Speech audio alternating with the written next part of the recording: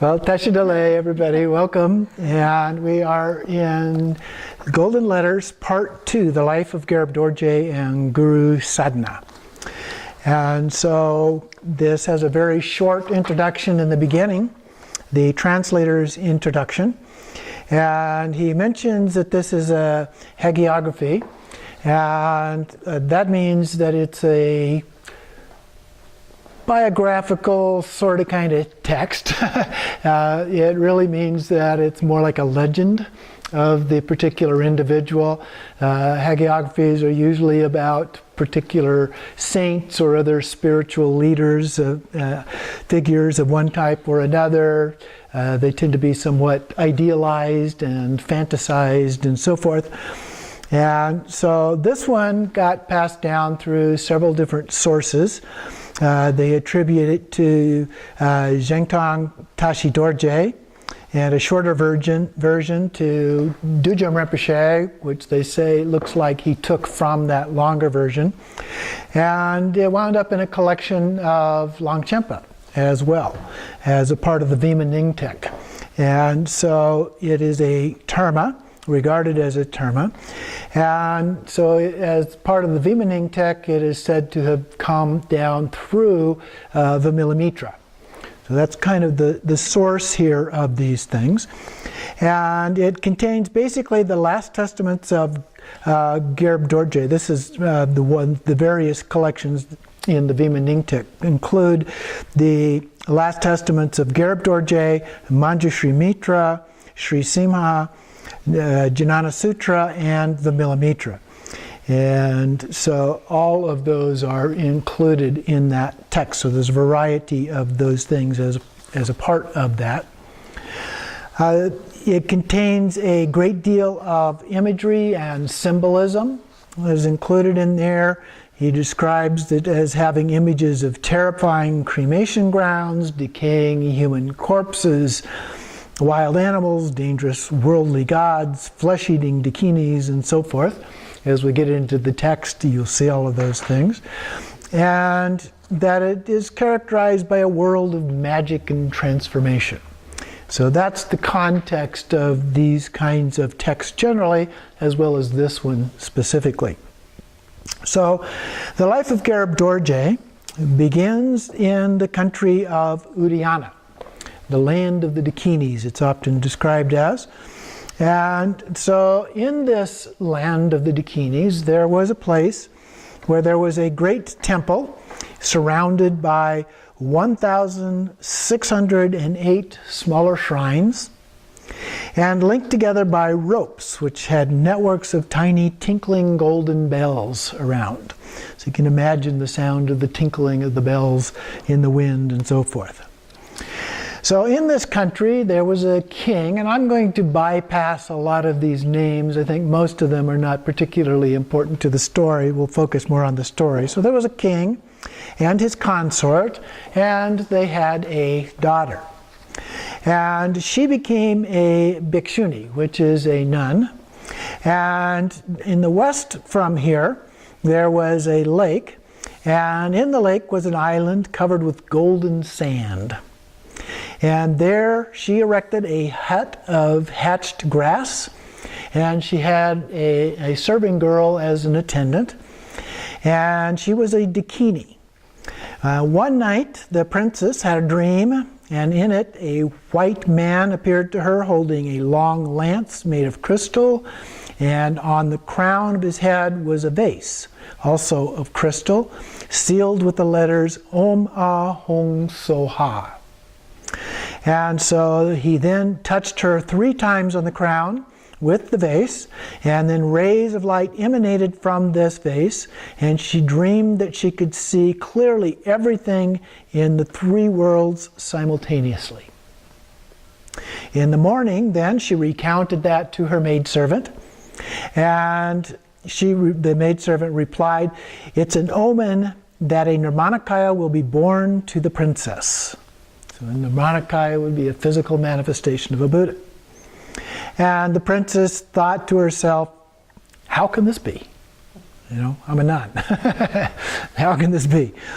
and then began to feel uncomfortable, developed many pains. After 9 months, a son without any father was born from the right side of her ribs, and she was very ashamed. As you can imagine, a nun might be, How do I explain this?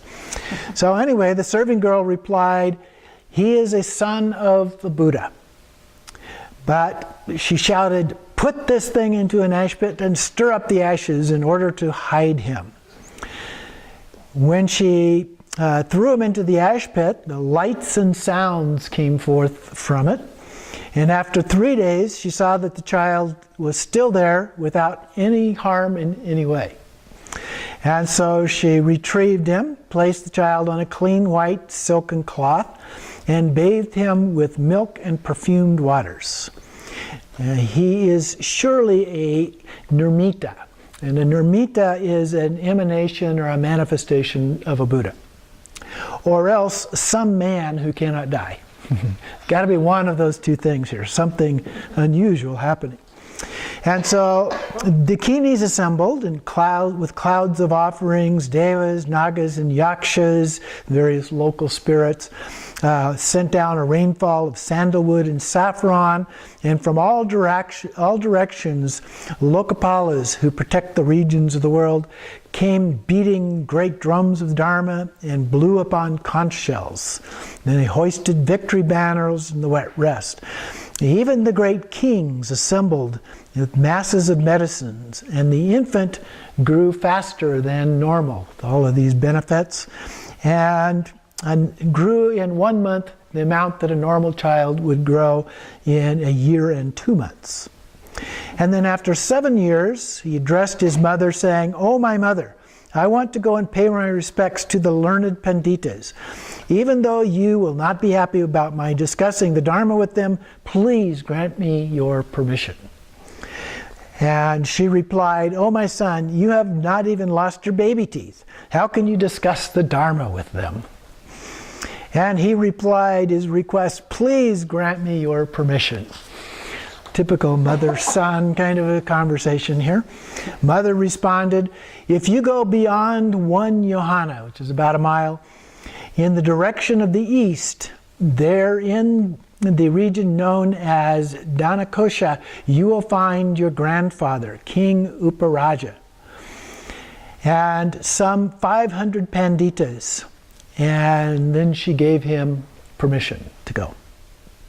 So she relented, and he set off for the country, met the king, made prostrations and so forth, and said, "Oh, great king, some 500 panditas are here. It is my desire to pay my respects, to discuss the Dharma with them. Please grant me permission."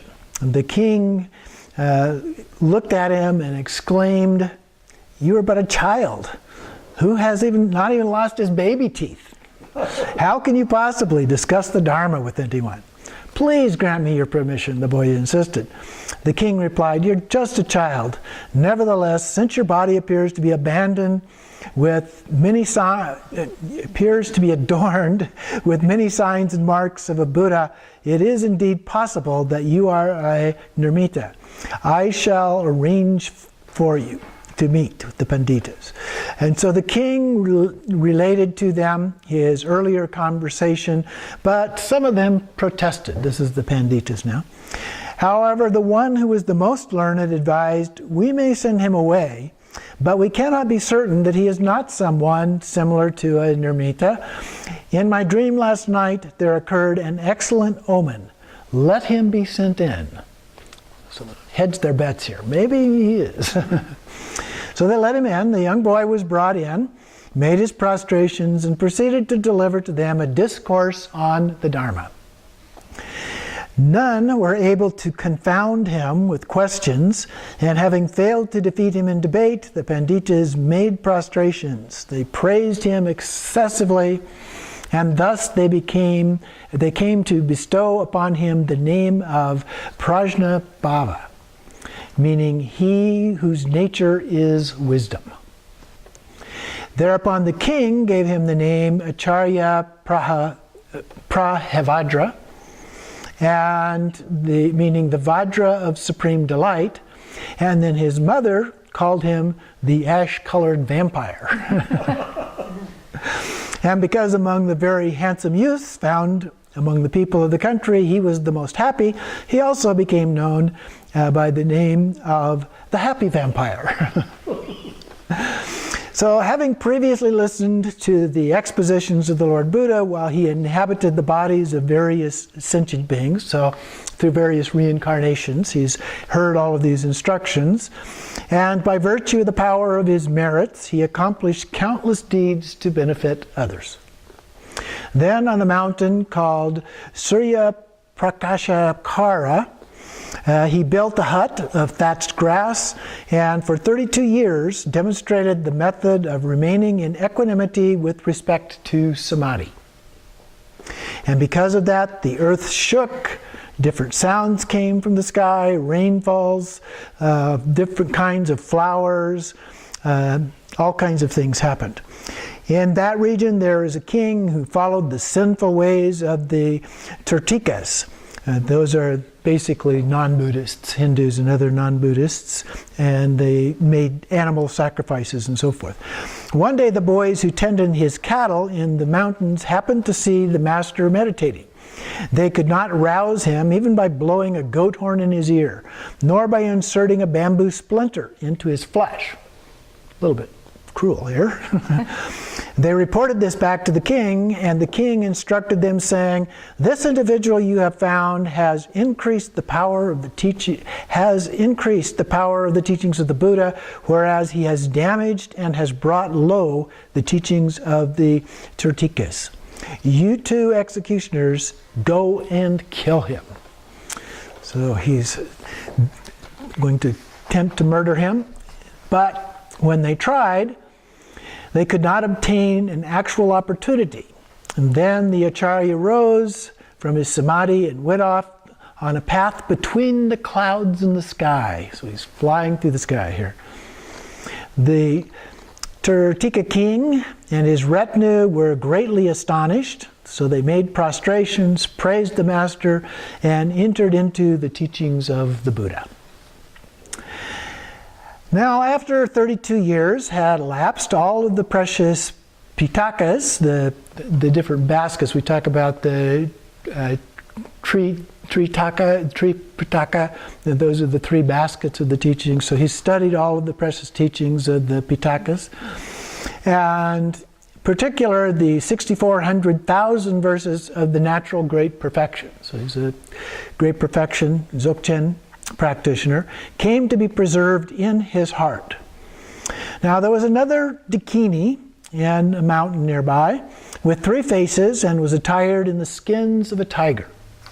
Her 4 hands held various parasols and feathers and so forth, and she was mounted on a tiger and a lion. There was also a Dakini of limitless virtuous qualities, and she was mounted on a dragon and wore a bandolier of lightning bolts. So this would be Vajras. And exceedingly wrathful in appearance, but blissful in her mind. For 3 years, they compiled the Dzogchen Tantras. And then these 2 Dakinis became manifest and visible to him. Apparently they had not been before, in a rock cave. And he proposed, let us perform a puja, a fire offering. Given their consent, he prayed that they remain here with him as custodians of the teachings. And thereupon, they caused the teachings to become established. So through these Dakinis, these things have happened. And then as for the special places where the Buddhas brought forth teachings, he goes on to explain, the author goes on to explain these, which of course is Garab Dorje here. In the direction of the northeast of Vajrasana, there existed a great cremation ground in the middle of a hilly country on an even surface, without any boundary or center, high or low. Directly in front was a stupa made of copper and various ornaments and decorations.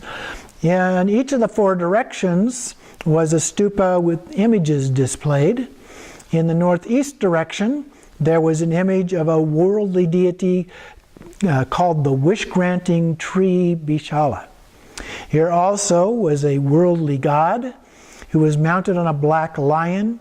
He held a spear-like trident, and he was attired in flowing robes of red silk.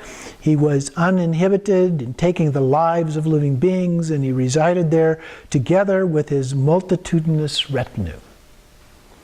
Things are getting very dire. Here also resided countless dakinis. Some had rays of sun issuing from their eyes. Some soared with the sounds of thunder and rode mounted on buffaloes. Some held knives and had eyes shaped like grains. Some held piles of human skulls and rode mounted on tigers. Some held human corpses and rode mounted on lions.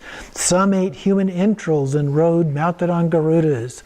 Some held human corpses impaled on tips of their spears and rode mounted on jackals. Some swam in oceans of blood and had 5 or 10 heads.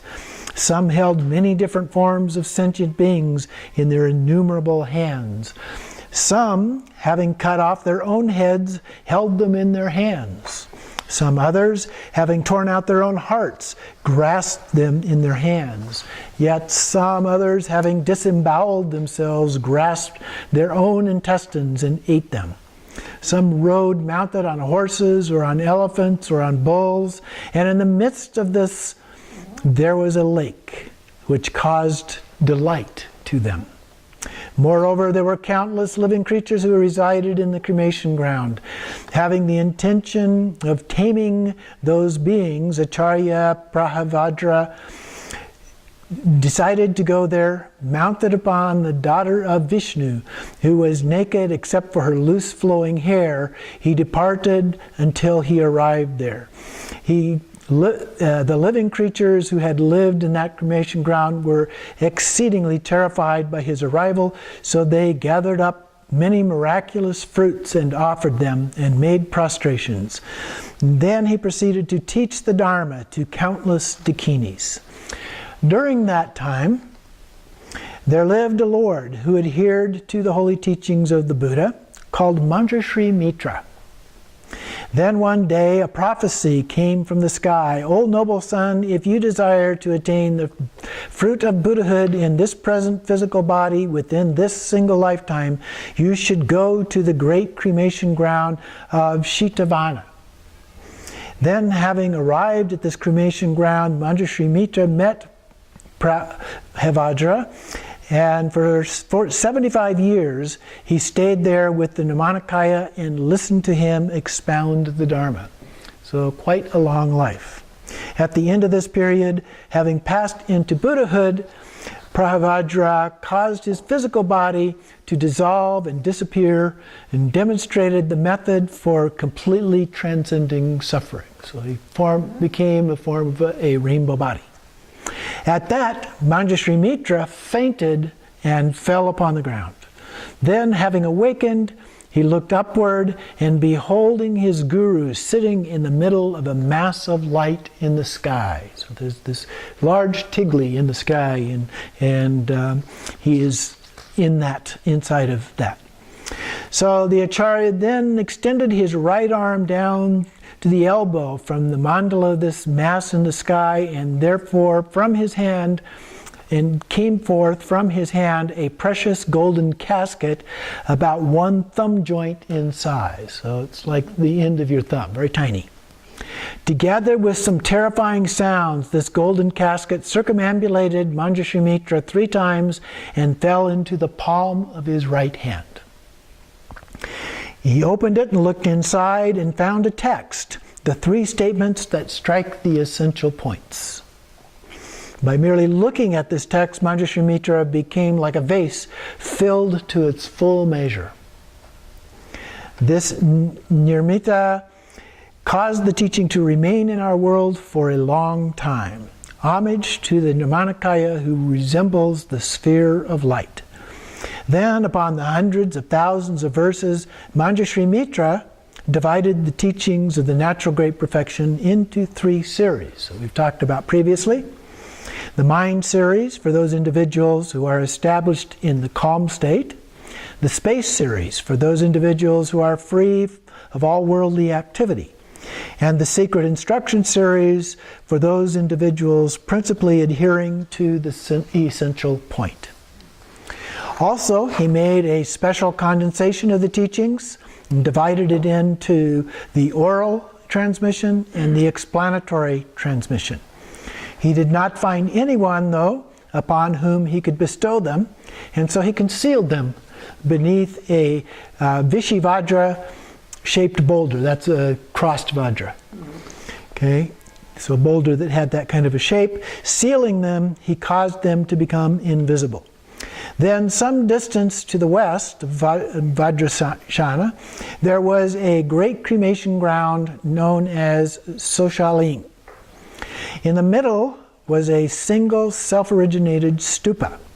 To the northeast of that stupa was a lake. Various noxious creatures lived there.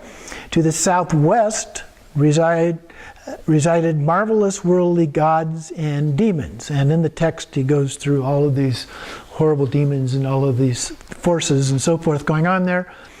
And then he says, here also were innumerable hosts of dakinis, which he also describes in great gory detail. And then eventually he says, in the midst of all this carnage resided the Yogeshvaras, many yogins and yoginis, practicing various kinds of ascetic conduct of the yogins. These would be the sexual yogas. Here the great Acharya Manjushrimita sat upon a throne. Here he resided in the multi-storied house in the middle of this terrifying cremation ground, surrounded by hosts of dakinis. For 109 years he continued in samadhi and abided in the state of equanimity.